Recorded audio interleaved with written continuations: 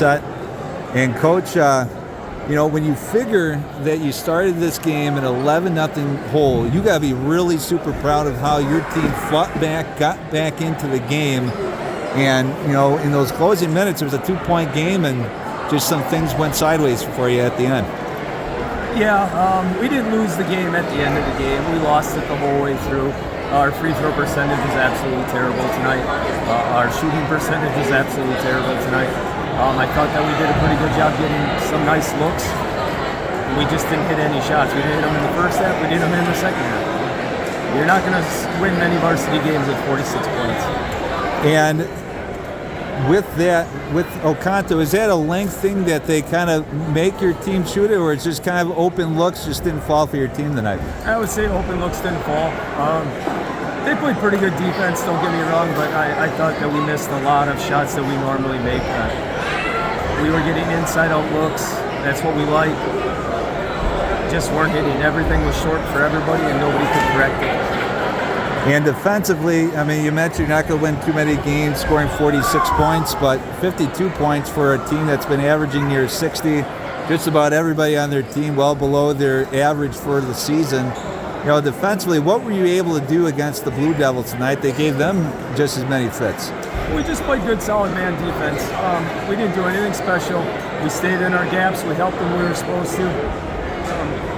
It's what we've been doing all year, minus about 2 games. I thought our defense the entire year was pretty good. Tonight was no exception. That's what keeps us in games when our shooting is off.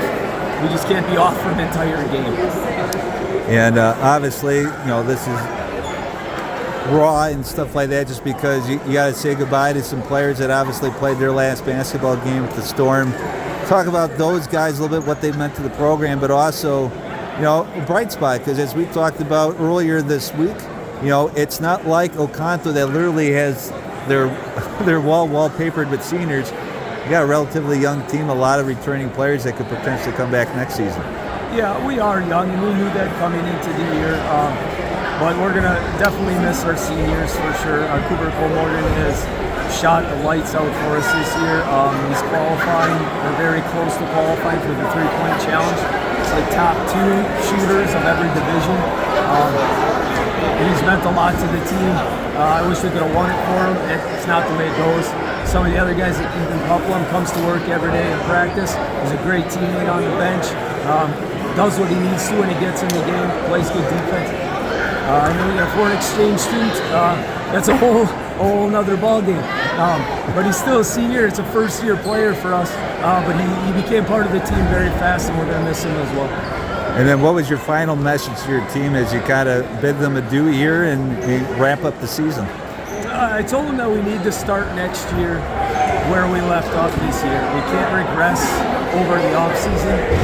We need to start where we ended and get better next year rather than just staying at a plateau.